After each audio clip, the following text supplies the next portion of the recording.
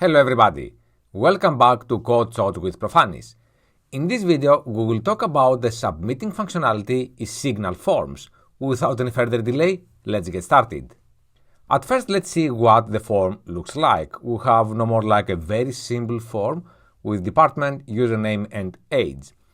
The username currently is not required, however, behind the scenes there is an async validator, which is not part of this video. I have already covered that in a previous video. And then we have the age, which is a required field, and the submit button, which currently is disabled. Now let's go back to our VS Code to see what we have. This is the form where what I have here is the submit event where I'm preventing default, and we'll see why we're doing that. And then eventually we'll have the submit form that is being invoked whenever we are submitting, and we'll see the code shortly. And then what we have here is the code for the department, the code for the username, and also here we have the code for the age. And then the markup for the button, where what we are doing is that we are disabling that when we are actually submitting. And this is a flag that I really like in Signal forms, that we have a built-in flag, the submitting, that indicates that the form is currently on progress. The submit functionality is currently in progress. We are disabling that when we are submitting or when the form is invalid. In case we are submitting, I really like letting the user know that, you know what, we are actually submitting. That's why I decided to have this text into the button and then display also just a spinner, otherwise a submit text is enough. Let's now go a bit up and follow the implementation of this submit form. For the submit form, what I'm doing is I'm just invoking the submit helper function from Signal forms. So let me go up a bit, and this is the submit helper function from Angular forms signals. So let me go back again to that implementation. And then I'm providing as the first argument, I'm providing the user form, the actual form that we're currently working for this register form. And the second argument is the actual action that will be invoked whenever we are eventually submitting the form. And this is very important, the form values. The form values is not an arbitrary object. It's an object with the form values that this is something like a green light from the Signal forms indicating that your form is okay. You are free to submit it to your API. So we're grabbing the form values, and then what I'm doing, I'm preparing the payload that eventually we will use that for the register method. The username simply grabs the form values, this guy, username value, and the same thing I'm doing for the age and for the department. And why I need to have this kind of payload? Because if we follow this method, which is my register, we can see that this one requires to have a username, age, and department. So let's go again back. If everything are okay, what I'm doing, I'm returning undefined. So this is the default implementation of Signal forms. Otherwise, we have a very nice error handling. And the error handling here, I want to make sure that this error is an instance of HTTP error response, and then I'm grabbing the field and the error message. But let's first go to the API to see why we need those two fields. This is my mock backend that I prepared for the sake of this video, and what we can see here is that if the username, the incoming username into the auth register method is Profanis, then I'm returning a 400 error, and then I'm also returning two properties. One of them is the field, username, and the other one is the message. The username already exists. And the same thing I'm doing for the age. If the age is lower than 0, again I'm returning 400, and the field will be age, and the message will be this one. Nice. So let's now go back to our implementation of Signal forms to see how we are utilizing this response. So I'm grabbing from the error object, the field property, which is the field that the API returns, and also I'm grabbing the message. So I'm just keeping those two in different variables. Then we are continuing, and I'm doing the following. Let's for now, have that as any. To avoid any confusion, I have just a form fields mapping. I'm mapping the field from the API with the equivalent field from my form. So for the username, I have my username. For the age, I have userform.age.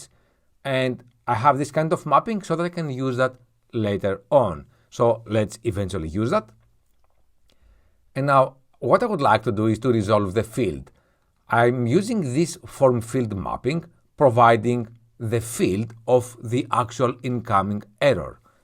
And if this one will be username, the resolve field will have the reference of the username.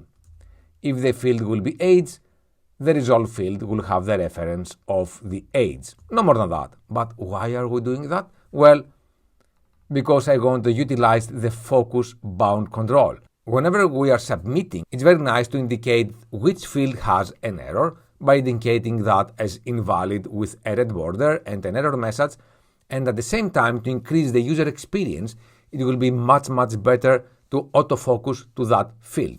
And this is what the focus bound control is all about. And then eventually, I'm returning here a custom error with the field tree of the result field so that we can instruct the signal forms which field eventually had the error so that it can be marked as invalid.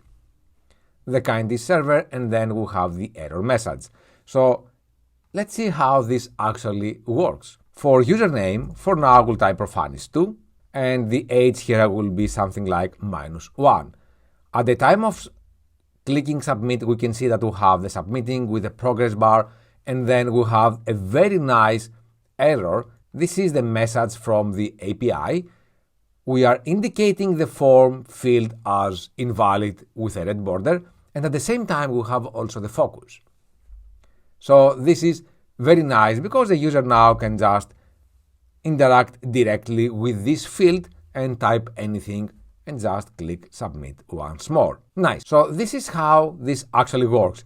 And despite that this works really nice, there is also an alternative way of utilizing the submitting, an alternative way which, in my opinion, it feels more close to the semantics of the form, which the idea is to have everything tied together, along with my model and along with my schema.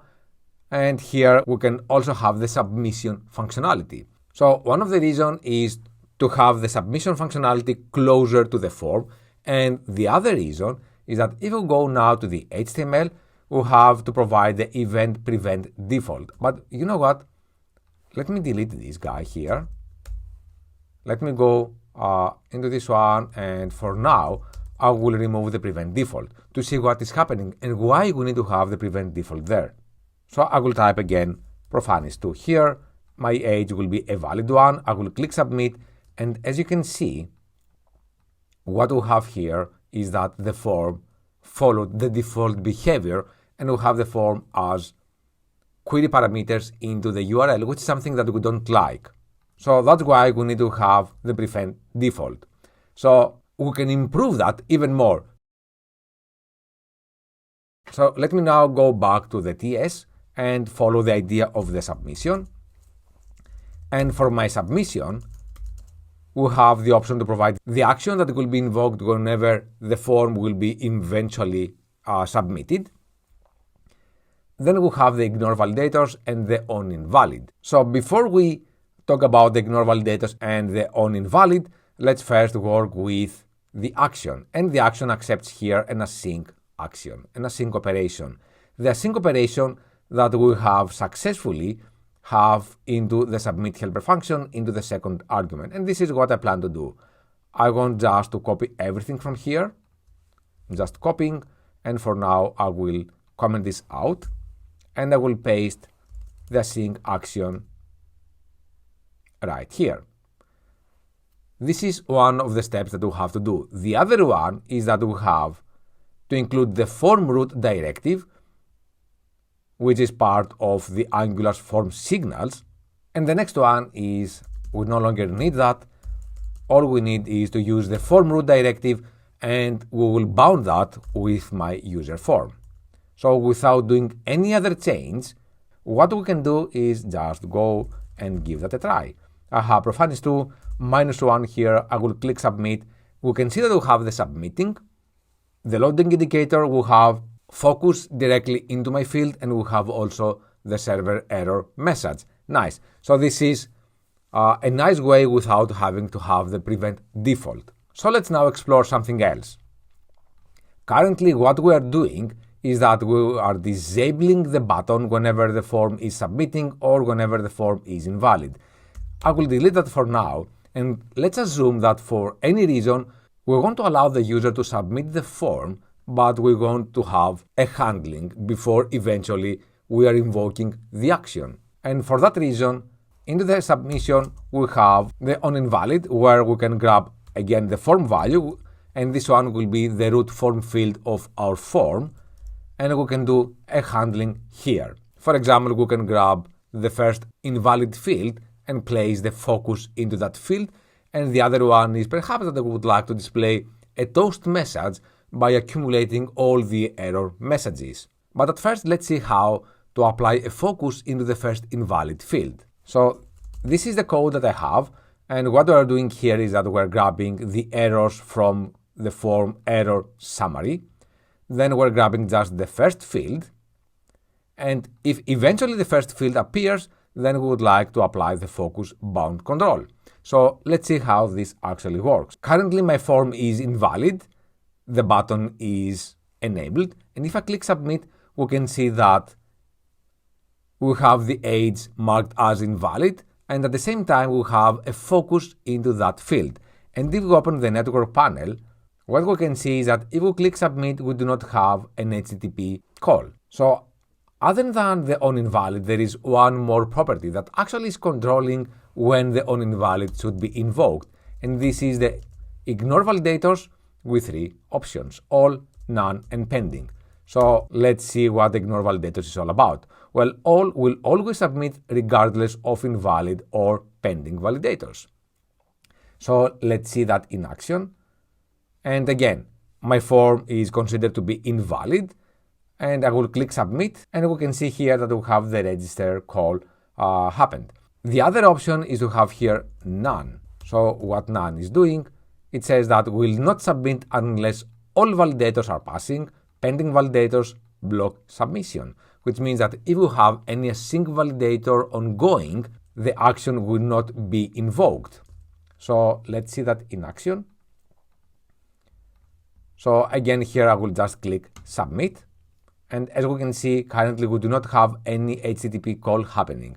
How about now if I mark that as valid and I will type Profanis, I will click submit, and as you can see, we do not have currently any HTTP call happening. The only thing that we have is the actual validate username, but we do not have the register.